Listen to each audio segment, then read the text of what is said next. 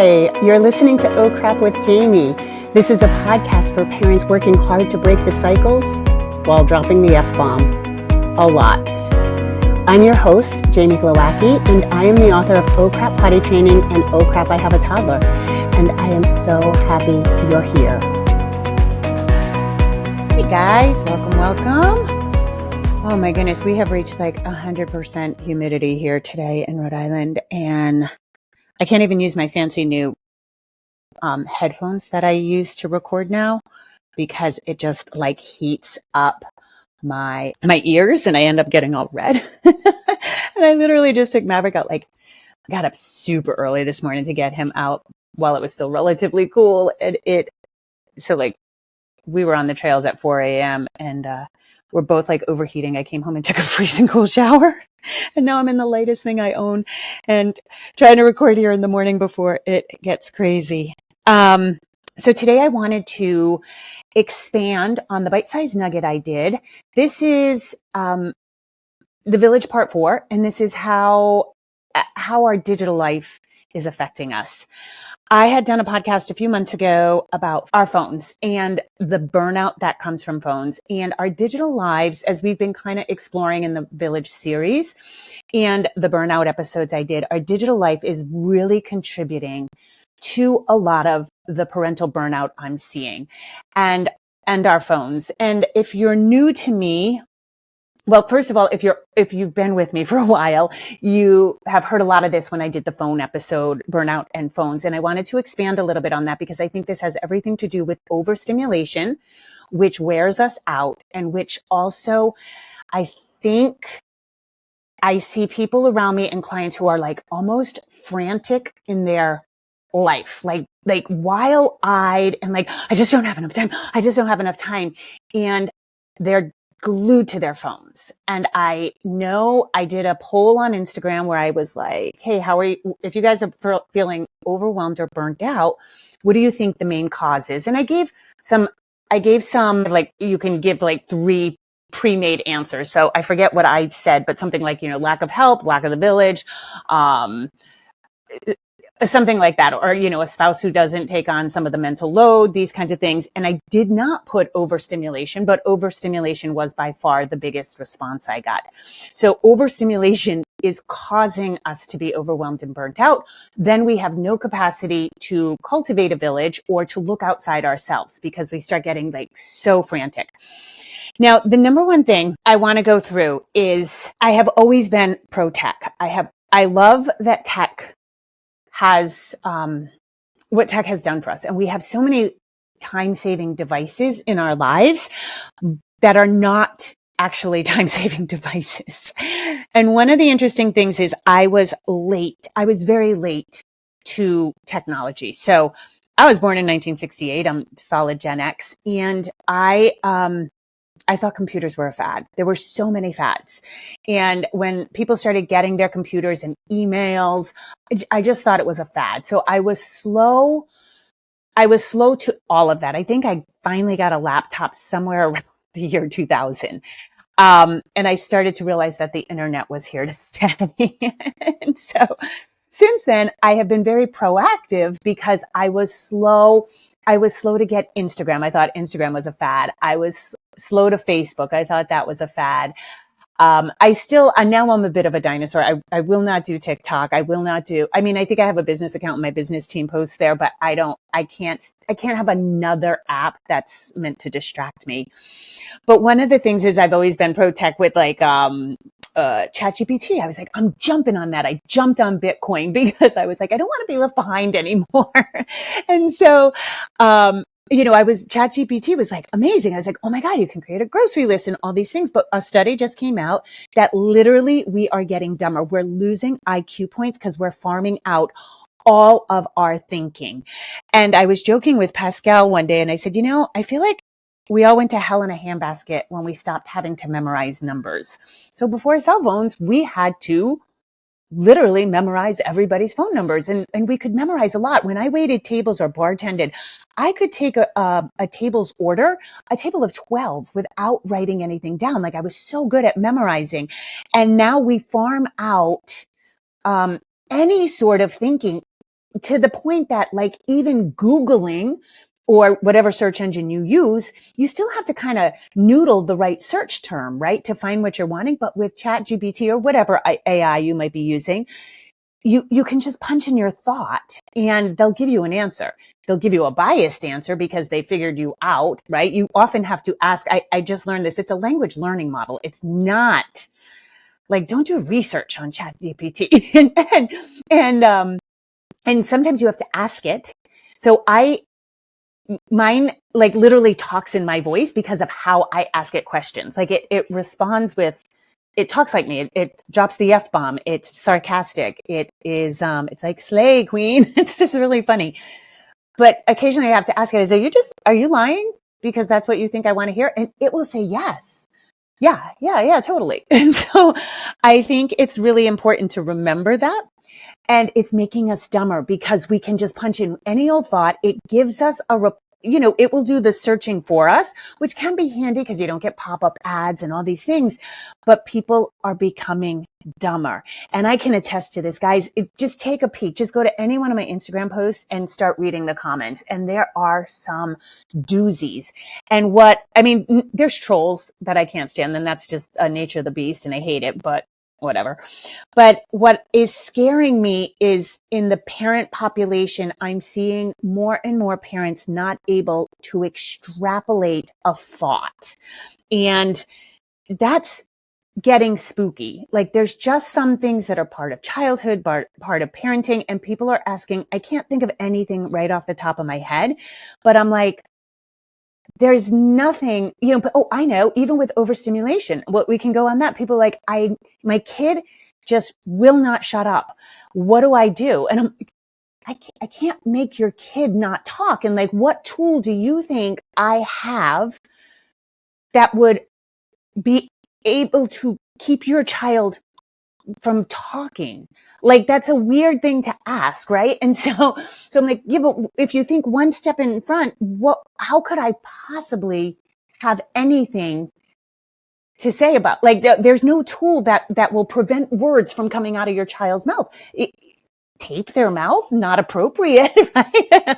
Put them in a soundproof room and lock the door, also not appropriate, So I feel like there's these thought corners that we're not getting ourselves out of. And so just be aware of that our tech use is making us dumber and it is actually adding to our mental load, to our burnout. So let's run through a few things. Now, first of all, I do want to talk about, the way that smartphones are designed. But I wanted to point out that I follow this guy, Michael Easter, and he is the author of The Comfort Crisis, which is one of my favorite books. Really talks about, just how by just being comfortable, we are doing ourselves a huge service. Like humans are we're meant to go through hard times. We do best when we are met with a challenge and we overcome it. When there are obstacles, we get over it. And I've talked about this when I, in relation to the obstacle course races I used to do, like the Spartan races, like you can use all your skills to get through an obstacle. And those races made me feel so good because we don't have a lot of obstacles in our life. We are comfy for the most part. We are comfy as can be. We may have, financial, strain. We may have, physical strain because we're underslept because you're parenting in the brutal years. But generally speaking, we have a lot of comfort. And one of the things I think that's going wrong with our youth is we are creating too much comfort for them where they don't actually have to overcome things. But one of the things is that smartphones in general are designed with slot machine psychology, as well as every app on your phone. And one of the things about the phone is even the colors are meant to hook you in. So right off the bat, one of the things I do with my phone is I go into the filters and I mute it. I put it on grayscale. And once you go to grayscale, you can move the little bar. I'm on an iPhone. You can move the little bar and it takes the saturation out of the colors. And so when I put my phone on the regular colors, it almost makes me cry. It is so jarring. It is so bright. But they also use some technology. It's technology, but it's more like psychology. Okay. And it's what they use when they design all the casinos in Vegas, particularly slot machines. the slot machines, if you've ever been to a casino, it is the most depressing thing you'll ever see, because what happens is people sit there, a large amount of older people. So, they might even be on a fixed income, right? And they're putting money in the slot machine. Their fingers are black. Back in the day, I don't know if Vegas still allows smoking, but when I was in San Francisco, so we'd go to Vegas all the time, and Vegas was, it wasn't built up the way it is now. It was just the strip, and there was smoking everywhere, and there'd be people with oxygen tanks sitting at the slot machines, smoking cigarettes like down so that they burn their fingers. It was the wildest thing, and so heartbreaking, because you were like, the house always wins. And so that hope, right? This guy, Michael Easter, on Instagram, he did a post. I'm going to read some of it because it's so good. And he got in touch with like gambling researchers. He was finally let into like a gambling slot machine lab and how they design these things. And what it is, it's called a scarcity loop. Okay. So this is a behavior loop that hijacks your brain's reward system. Once you're in it, it's hard to escape. It has 3 parts: opportunity, unpredictable rewards, and quick repeatability. Okay. And those are really important. So when we're talking about slot machines, it's opportunity, right? There's a chance to get something potentially valuable. In this case, money, right? Unpredictable rewards. You might win nothing, or you could have a life-changing jackpot, right? You never know when that's going to hit. So that creates something in your brain. Quick repeatability. You can spin again instantly, 6 times per minute on average. Okay. And now slot machines, they don't have that big arm that comes down. They're like, what it has instead is it has a button. So you're literally putting quarters in and pressing a button. But here's the thing. Slot machines, they didn't invent this, but they mastered it. And now it's everywhere. It's on social media. It's on dating apps. It's in gig work. It's on finance apps. It's mobile game apps. They use this. And this is what edutech. This is why I'm so, with our kids, this is the thing. If they're getting that ding, right? If they're on edutech, they're on something quote unquote educational, but there's a star system, a reward system, or they have to like take care of an animal. This is the psychology being used. And please guys, at this point in time, do not assume, we talked about this with the kids in the Minecraft episode. Nobody is not doing this. Miss Rachel is a businesswoman. Miss Rachel is employing all these things in her videos. The edutech, these apps, they are employing this. Nobody is looking out for your kid. So please do not be naive and think that, they wouldn't do that. It's Sesame Street. Wrong. Everybody's doing this because it gets your kids hooked, okay? And it gets us hooked. So if you think about Instagram, for most people, if you're not on Instagram, oh my God, I love you. Congratulations. You've escaped the matrix. That is like, I really wish I wish I could get off of Instagram or all social media. I wish I could put down my phone and never pick it up again. So this isn't for you, but for most of us, and I've been very vocal with Instagram. I get sucked into Instagram myself, so I am not exempt. And I'm also looking at this through my lens and my community and what I see and, kids around me. I don't have a whole sample size, so take all of this with a grain of salt, but we all know that people love Instagram. So when you think about Instagram, your opportunity is you put a post and then there's a chance for likes. It is well established that when Facebook invented the like button, when Facebook first came on, it didn't have the like button. Yeah, they were just posts. And so the like button changed everything because now you had social cachet almost but it was like, let me see if somebody liked it. Let me see. Now for me, it's not about likes so much, but I pay attention to my metrics because I run my business on Instagram, and it still it's something you have to step away from because those numbers, you get like very locked into that.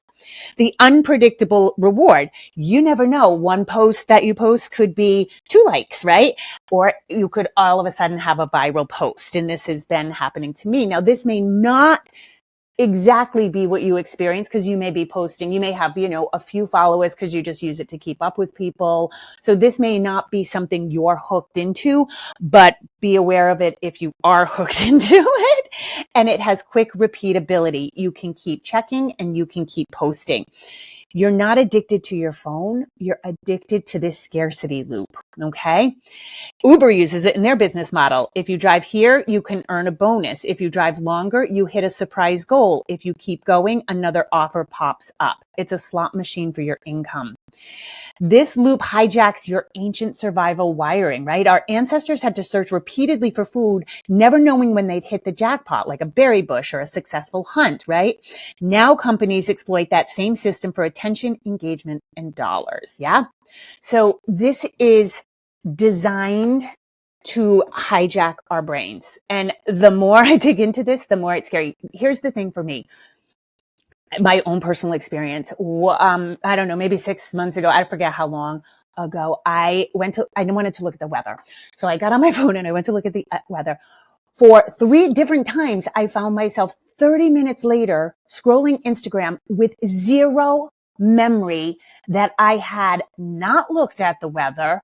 And inadvertently, my finger clicked Instagram before I could without even thinking. I was like, dude, that's scary. And then more recently, I feel like, I'll go on to check comments on my page, which I need to do, or check my metrics, and I will start scrolling. And there's a part of my brain going, log off, shut this app down, You're in it. I can feel I'm in the loop, and it's like a fucking riptide. It's like, I know I'm in it and I can't get out of it. And it like takes severe willpower to be like, no, shut this down. I've said this in many episodes. I like a product called The Brick. I'm trying to get them to sponsor me because I love them so much.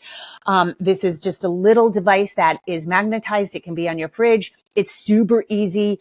It's super easy to make configurations of apps you want to close down.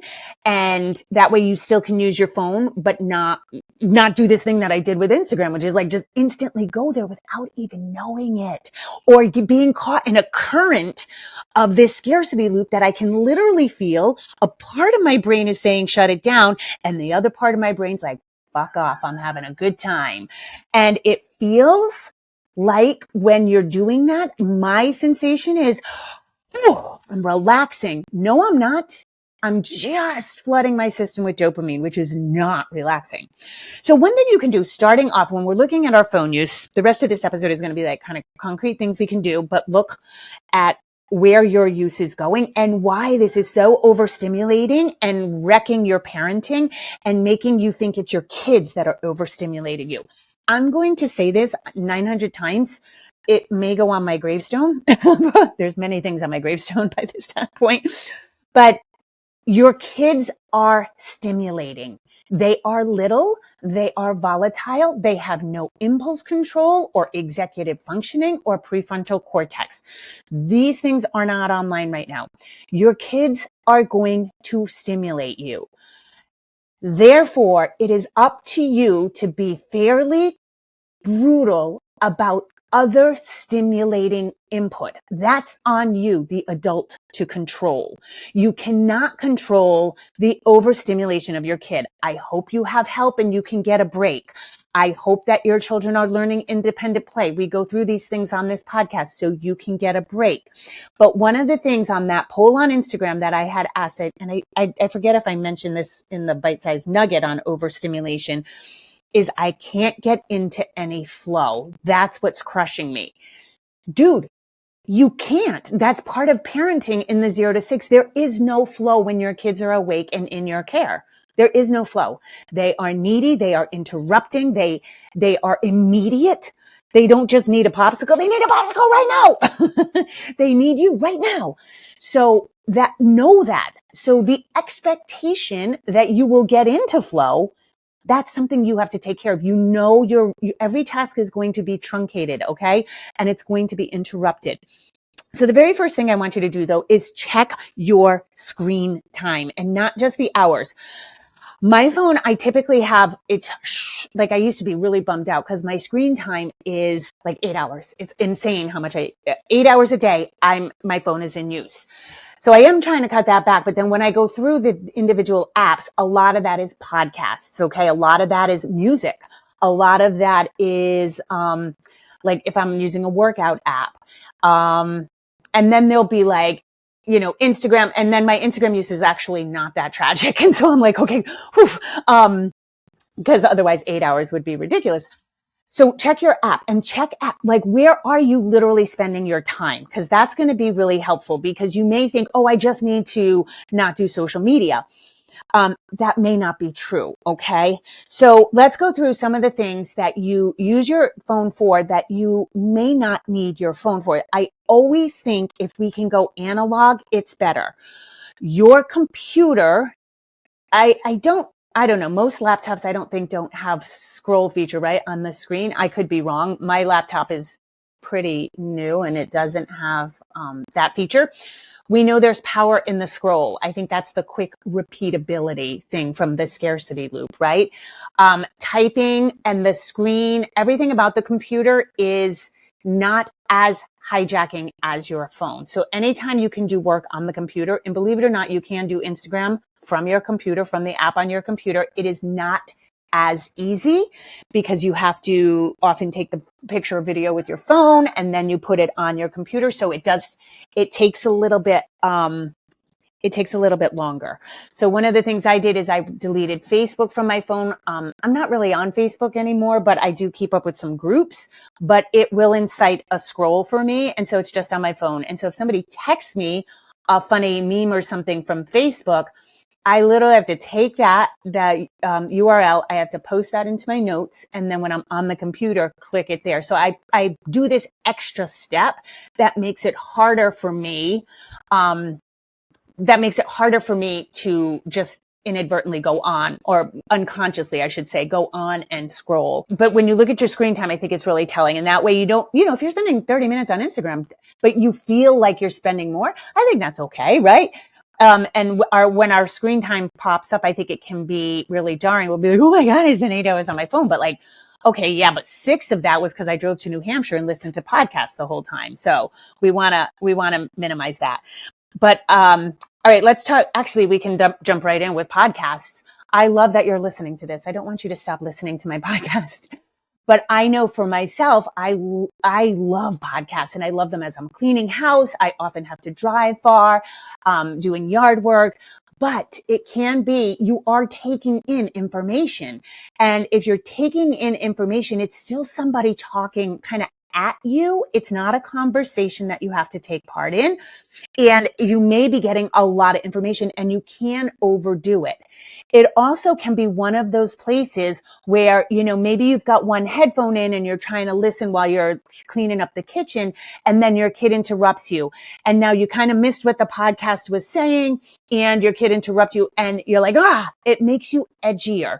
And so I know this because in the morning, or when I'm driving with Mav in the car, Mav is a wildlife dog. We live in the woods. He barks at wildlife. I love this because he keeps our chickens safe.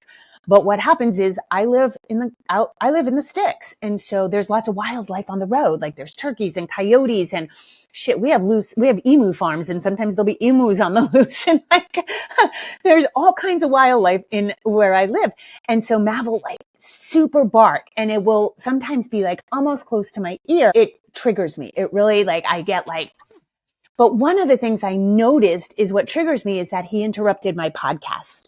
And I don't know what the laws of the universe are, but it always happens to be at a moment where I really wanted to hear what the person was saying.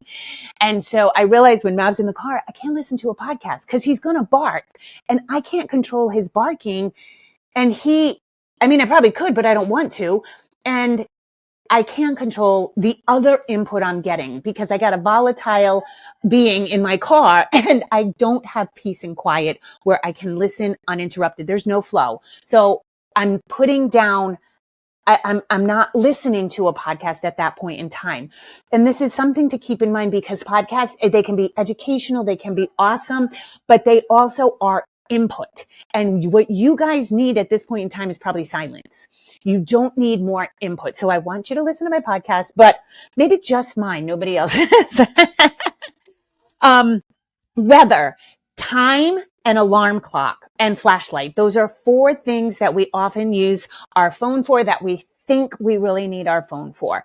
Those all can be analog. You can wake up in the morning and go on your computer and look at the weather. You can also go outside and that will give you probably a good gauge. Time. Get an old school watch. I did. I have clocks all over my house. If you're using your cell phone for time all the time, you are just picking it up. And I do think the pick up feature, when you go and look at how many pickups you've had on your phone, I think that's a telling feature. Because one of the things I've noticed is when I block my social media apps, which takes care of a lot of things, and I block other things that are distracting to me, I still want to pick up my phone. I still want to pick up my phone and go to the weather. I want to pick up my phone and scroll something. Like this has just become a habit, right? So whether, alarm clock, get yourself an old school alarm clock. I made Pascal get one. The biggest thing, if you take nothing else away from this, or if you do nothing else with your phone use, do not go to bed with your phone in your room, and do not scroll an hour before bed. Do not open it an hour before bed, and do not open it an hour in the morning. If you do nothing else, this will improve your mental health. I promise you. When you open your phone, particularly with news or social media apps, what happens is you let the world into your head. You have just invited the entire world into your head. And that is part of this like frantic, I feel like almost everybody looks like super intense ADHD unmedicated. Like it's intense what's happening to other people. And I'm watching it because I'm so conscious of it. I'm watching it in my friends. I'm watching it in kids. I'm watching it all around me in real time. This isn't like, people are saying this on Instagram. I'm watching it in real time, in real life. Let's talk about texting. I know our phones are a source of communication, right? Texting, group chats, and voice memos. It's wonderful that we have friends. It's wonderful. They can be a huge source of valve release. They can be a huge source of, creating the village and making contact and easy contact. These are all one-way communications, which get very tricky. We know texting gets so tricky. I'm the person who puts a laughing emoji after everything, so I'm not misunderstood. It's hard to hear tone. It's hard to discuss anything. Group chats will be the loving death of you. There's going to be group chats for your sports. There's going to be group chats for school things, for playgrounds, for your friends. I find group chats get out of control very quickly. They tend to have flurries of activity, then people lay dormant, then flurries of activity.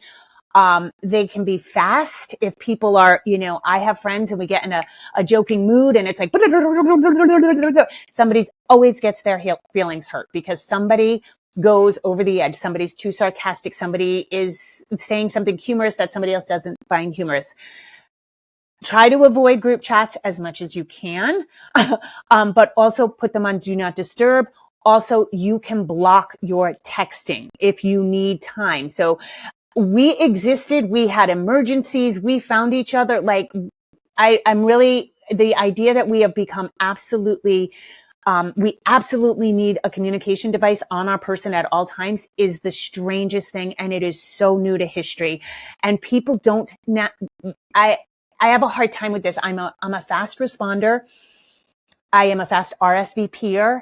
When somebody takes the time to text me or call me, I feel like I want to get back to them right away, just as a courtesy. And it took me a while to realize, actually it took menopause and not giving a fuck for me to realize you do not get access to me 24 hours. Nobody does. And so that's my mantra right now is like, no. I don't have to respond. I don't have to, just because you pinged me at a certain time, I don't have to respond. And I work. And unfortunately, unfortunately, my job is of my own making. And so I have to be stricter than most people. I don't have meetings where somebody's watching me, and it's harder in that respect to keep your own guardrails on. So this whole notion of like speaking throughout the day, that's relatively new. And so bear that in mind. And you can shut these down. That's again why I like this product. It's called the Brick.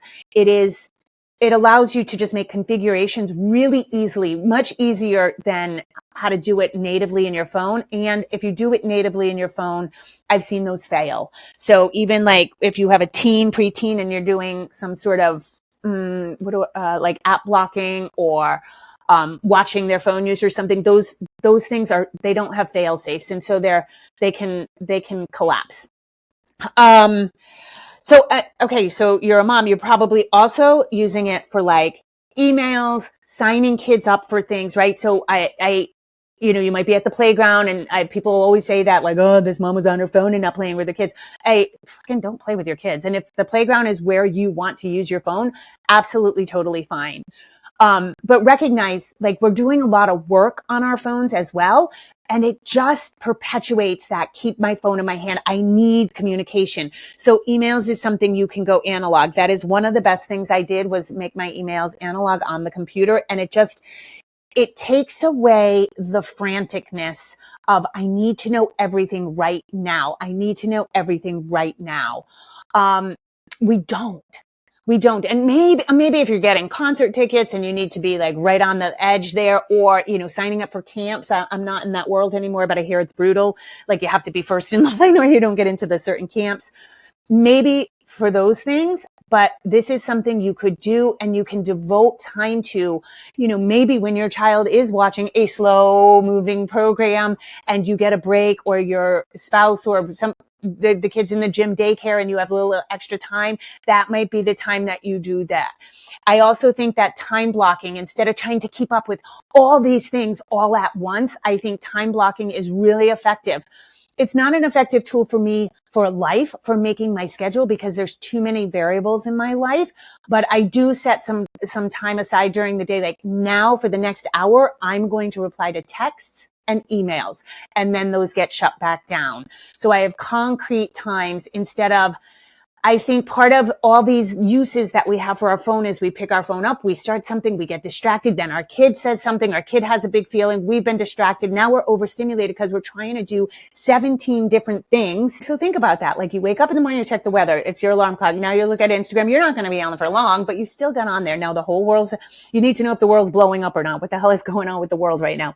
So then you look, now you are upset by foreign news that literally, maybe you can post something on Instagram, but there's nothing you can do about what's happening in other countries. Now you're upset. Yeah. Now you're already upset.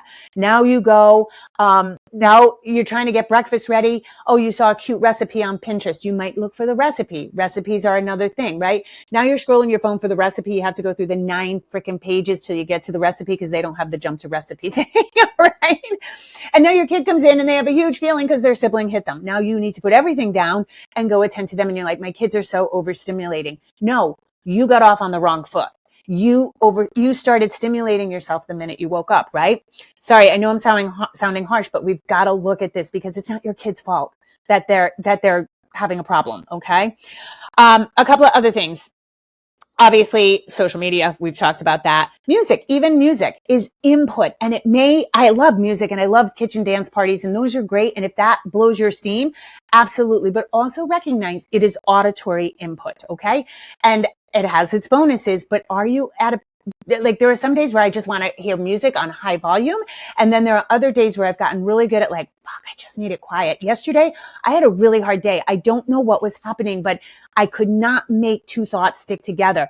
I think I had bad sleep the night before, which is horrible. Like it's just very unusual for me. And the humidity and I was slow. I don't like air conditioning. So I was slow to put on my air conditioning and I think I just started to melt. And finally I gave up. I was like, no, you need silence. Clean the house. You need to do some household chores. No, you don't need to look at Instagram for the rest of the night. And it was like 4:00. I like to check in before I shut it down for the night. And I just needed silence. And oh my God, it changed everything. And I put my AC on high. I had a good night's sleep. I hydrated. I stretched. I watched a dumb program. And it just was what I needed, was just nothing. No dance party. No, the steam release I needed was quiet and slow. And I got back to center very quickly. So I know this happens to you. And I know that, it's just something to keep in mind that music still is auditory input, even if it's wonderful for you. And then photos. Oh my God, I could do 9 episodes. Photo management, you guys, has become digital clutter. It is wild how much we devote to photos. Okay. So one thing I think you want to do is we don't have to document everything. And I think we've gotten insane with the amount of photos we're taking. And we want, you know what? I'm going to do a bite-sized nugget on photos because this is a whole nother subject, but photo management has become a huge thing. And again, it's it's wild. And we're missing being in the moment because we're so obsessed with the photo. And we have become a society that, like, if we don't document it, it didn't happen. And it's taking away from us. And it is still another thing that we have to give attention to. Even if you just end up deleting them, you still have to give attention to, because you're like, fuck, I'm not going to pay more for iCloud storage, or sorry guys, whatever your storage system is. Right? This dog has 7 acres and he has to sit here and bark. So it's something to think about. Family photos. We take all these family photos. It's a lot. It's usually on the mental load of moms. It adds to your mental load. It makes you crazy. Okay. So just think of that. And do I need to document this? Is this something that actually has to be documented? Because oftentimes too, there's like you have to do several retakes, smile, smile, smile, smile, smile, smile. And it's another barrier, and it's a weird thing that our kids are getting acclimated. I think there really is something to like how really self-centered and isolated our society has become. We never have seen ourselves so many times. Like seeing our reflection. It's so weird when I go to my Instagram. I'm like, oh my God, it's like I have a show. It's like I don't know. It's weird. It's just, we were never meant to like see our own reflection like this. I think it's one of the things that contributes to like an overarching sense of like me, me, me, me, me. Okay. That's all I'm going to say about that. I want you to know that you can shut apps down. I want you to know that nobody is entitled to your time. Okay. So you do not have to necessarily respond to everybody immediately. I do think Gen Z is really good at this, really good at like, nothing's an emergency except emergencies. I want you to think hard and have no excuses about what your phone use looks like. This is hard. It's hard. It's like, I know psychology. I know all about presence, and I'm getting sucked in, and I'm not even in like the brutal part of parenting anymore. And it's still a huge part of why we're distracted, why we're overwhelmed, and why we are burnt out. So look at your phone time and look where it's going and see, where can I get less input? But the biggest takeaway here is stop saying your kids are overstimulating you when we are willingly taking on too much stimulation ourselves. And I'm not denying that kids can be overstimulating, even if you guys live in a cave in the middle of nowhere, you know what I mean? And there's no distractions whatsoever. Kids are highly overstimulating, but this is one of those things that they take precedence. They get your ration of what you can handle, your stimulation capacity. That belongs to your kids. That's what's right and good. Okay. Not everybody else, not the world, not the other things. Okay. So that's what we have to remember. We have to be present, and especially the witching hour, that 3 to 6 p.m. where everybody's gone. That's where more people pick up their phone. That's where more kids have screen time. That's where more kids lose their shit. That's when more fights happen. That is a brutal time. So maybe that's the time that you need to pay more attention to. Okay. All right. As always, you guys, I appreciate you listen. Hey, do me a solid and rate and review this podcast, especially 5 stars help. But when you leave a review, it helps the algorithm. It helps more people find me. And I would appreciate that so much. As always, rock on and have a beautiful day. Okay, bye everyone. Just a reminder, if you need additional resources, I have Oh Crap Potty Training. I have Oh Crap, I Have a Toddler. Those books are available everywhere you want to find a book. You can also go to my website, jamieglowacki.com, where you can book private sessions with me, buy any of my courses. Those are really geared towards potty training help. And also I'm on Instagram. I'm not on Facebook anymore, and I'm not on Twitter. I'm on Instagram, jamie.glowacki, and I do a lot of lives and usually posting a lot of good information. So those are extra resources for you. And as always, rock on. Have an awesome day.